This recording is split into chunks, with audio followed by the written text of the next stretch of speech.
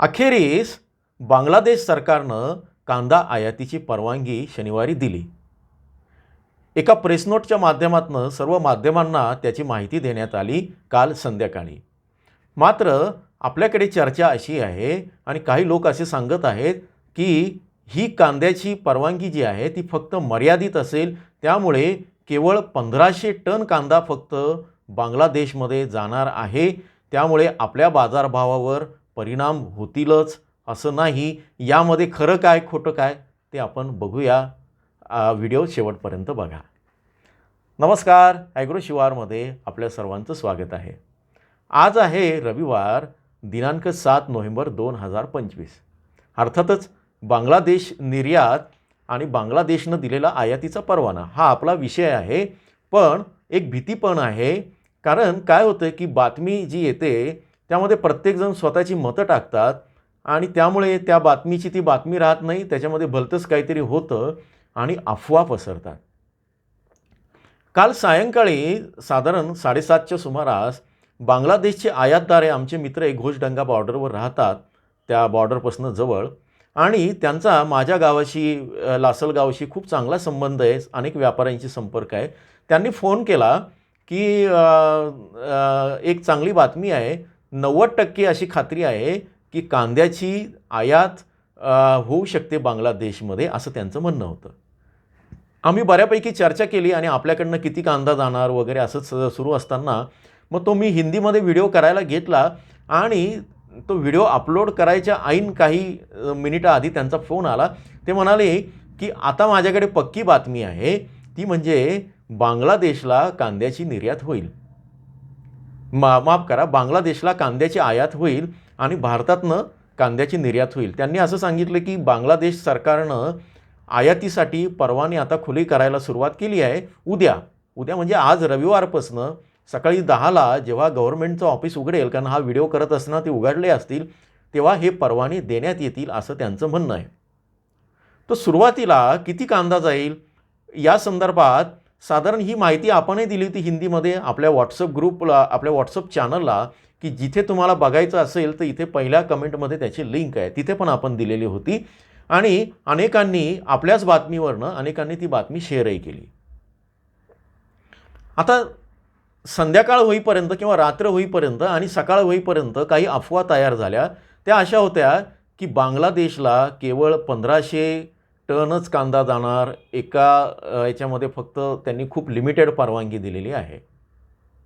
याच्यामुळे शेतकऱ्यांचा पुन्हा गोंधळ झाला. त्यामुळे तो गोंधळ दूर करण्यासाठी माझ्यापुढे द सन आणि ट्रिब्यून या जे काही बांगलादेशमधले आघाडीचे वर्तमानपत्र आहे, जसं आपल्याकडे टाइम्स ऑफ इंडिया वगैरे असतं त्या पद्धतीचे वर्तमानपत्र आहे, त्यांच्या बातम्या आहेत त्या मी मिळवलेल्या आहेत. ते मी तुम्हाला वाचून दाखवतो.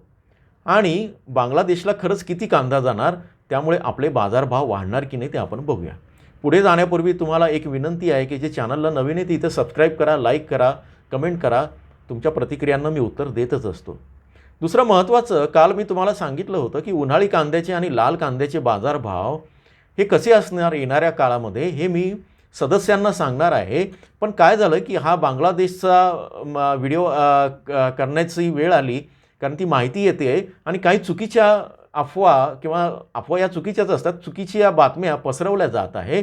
त्यामुळे शेतकऱ्यांचा गोंधळ उडू नये म्हणून मग मी हा व्हिडिओ करायचं ठरवलं.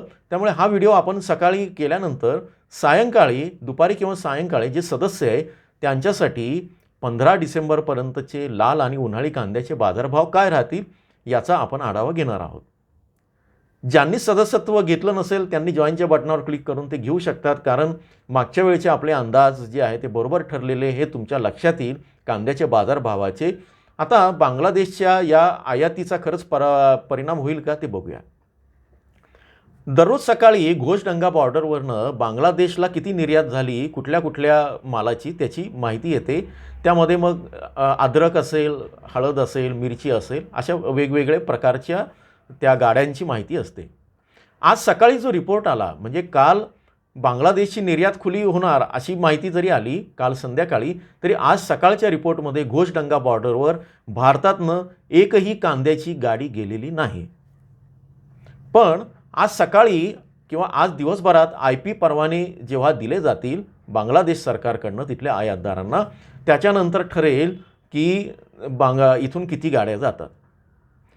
आमचे मित्र जे तिथले आयातदार आहेत बांगलादेशमधले, त्यांचं नाव मी सांगणार नाही कारण सुरक्षेचे प्रश्न आहेत सगळे, आणि ते रेकॉर्डिंग मी इथं मुद्दाम देणार नाही, माझ्याकडे सुरक्षित आहे त्याच्यात. तर त्यांनी असं सांगितलं की सुरुवातीला कलकत्त्याच्या बाजारात जो स्टॉक आहे कांद्याचा तो आधी घेतला जाईल, कारण कलकत्ता आणि घोषडंगा बॉर्डर किंवा हिली बॉर्डर यांचं अंतर अतिशय कमी आहे. कारण आत्ता जर साधारण हा व्हिडिओ सुरू असताना IP कोणाला मिळाले आणि त्यांनी हे केलं असेल, कारण या सगळ्या व्यापाऱ्यांनी म्हणजे तिथल्या आयातदारांनी नाशिकला, लासलगावला, विंचूरच्या कुठल्या व्यापाऱ्याशी कॉन्टॅक्ट केला तेही मी तुम्हाला सांगितलं असतं, पण ते सुरक्षेच्या किंवा उगाच ते कोणाचं नाव घ्यायला नको म्हणून त्या सगळ्यांशी कॉन्टॅक्ट केलेला आहे आणि आम्हाला तुमच्याकडे किती कांदा शिल्लक आहे आणि आम्हाला किती कांदा लागेल हे सांगून ठेवलेलं आहे. त्यामुळे आता आजपासनं लासलगाव, विंचूर, पिंपळगाव आणि वेगवेगळ्या ठिकाणचे व्यापारी, मग ते मध्य प्रदेशमधले असतील, राजस्थानमधले असतील, हे आता कामाला लागतील. त्याचा परिणाम सोमवारी बाजारभावावर होऊ शकतो का ते आपलं पाहणं हे काय म्हणतात ते महत्त्वाचं ठरेल. ती बातमी काय ते वाचून दाखवतो. सन नावाच्या वृत्तपत्रात आता ही प्रेस नोट सगळीकडे सारखी आहे बरं का, म्हणजे ती ढाका ट्रिब्यूनमध्ये पण ती तशीच आली, सनमध्ये पण तशीच आली, BSS म्हणजे जे PTI ANI सारखी न्यूज सर्व्हिस आहे बांगलादेशची, तर तिथे पण ती तशीच आली आहे. सॉरी, माफ करा.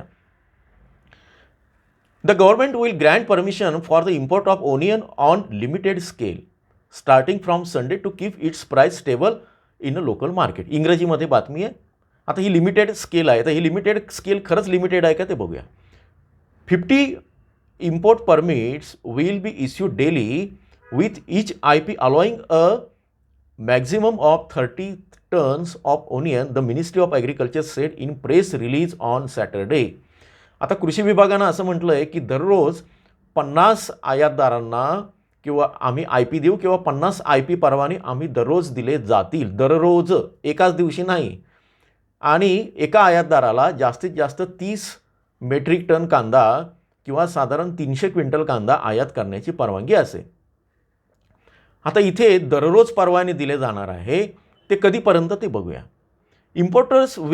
Importers who have applied for permission from 1st August to date will only be eligible to resubmit their applications, it said, adding that each importer will have the opportunity to apply only once. तिथल्या प्रत्येक आयातदाराला एकदाच application करता येईल, अर्ज करता येईल, पण ज्यांनी 1 ऑगस्टच्या काळापर्यंत ज्यांनी अर्ज दिलेला आहे त्याच आयातदारांना परवाने मिळतील. नंतर मी मध्ये बातमी सांगितली होती आपण या सगळ्या याच्यामध्ये की साधारण 13 ते नोव्हेंबर दरम्यान ते आले होते की साधारण 2,500 ते 3,000 आयातदारांनी ॲप्लिकेशन केलं होतं, पण त्यातले ऑगस्टमध्ये 1 ऑगस्टपर्यंत ज्यांनी केलं त्यांनाच ते मिळेल. आता इथं सगळ्यात महत्त्वाचं आहे की कांदा निर्यात आपल्याकडनं कधीपर्यंत होईल आणि कांदा आयात तिथनं कधीपर्यंत परवानगी असेल. माफ करा.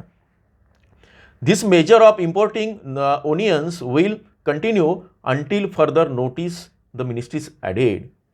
आता पुढची सूचना येईपर्यंत ही आयात सुरू राहील.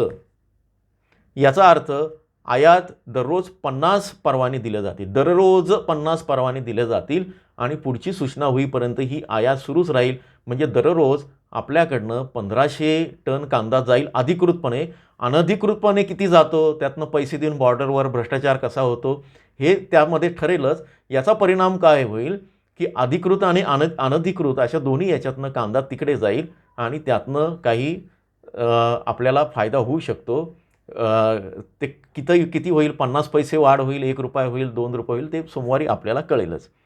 आता हे सगळं कशासाठी, कारण तिथल्या गव्हर्नमेंटने फारच अशी आकडूपणा दाखवला होता की आम्हाला काही गरज नाही, आमच्याकडे खूप कांदा आहे वगैरे वगैरे. ते आपण दिलेलं होतं की आमच्याकडे 90% जास्त बाजारभाव झाले तरच आम्ही कांदा आयातीला परवानगी देऊ. पण 13 नोव्हेंबरला मी सांगितलं होतं की तशी तयारी सुरू झालेली आहे, परवानगी पण दिली, पण अचानक काही घटना घडल्या आणि त्यांनी ते दिलं नाही. एनिवे, पण आता तिथले जे बाजारभाव आहे ते 140 ते 150% गेलेले आहेत. आणि माझ्या या मित्रानं असं सांगितलं की समजा आता जर परवानगी दिली नाही ना तर येणाऱ्या काळामध्ये हे 200 ते 250% पर्यंत हे बाजारभाव जातील आणि बाजारात हंगामा होईल. बांगलादेशचा नवीन जो कांदा आहे तो अतिशय खराब क्वालिटीचा येतो आहे. अजून चांगला कांदा तिथं चांगल्या क्वालिटीचा सुरू झाला नाही, पण तो डिसेंबरमध्ये येणार होता. आता तो डिसेंबर एंड किंवा जानेवारीमध्ये येऊ शकतो, असं काही तिथल्या आयातदारांनी सांगितलं. हे सगळं लक्षात घेता कांदा तिथे जात राहणार आहे. फक्त कांदा कमी जाणार किंवा जाणारच नाही असं सांगून तुमची कोणी फसवणूक करत असेल तर त्याला प्रश्न विचारा 4-4 वेळास. कारण प्रश्न विचारल्यावर व्यवस्था हादरते आणि भाव बदलतात. हे शेतकरी विश्वासराव मोरे यांनी जी याचिका दाखल केली आणि त्यातनं हायकोर्टाने ज्या भ्रष्ट व्यापाऱ्यांना आणि त्या भ्रष्टाचाऱ्यांना कांद्याच्या याच्यामध्ये विशेषतः नाफेडच्या याच्यामध्ये जो दणका दिला आहे त्यावरनं तुमच्या लक्षात आलंच असेल.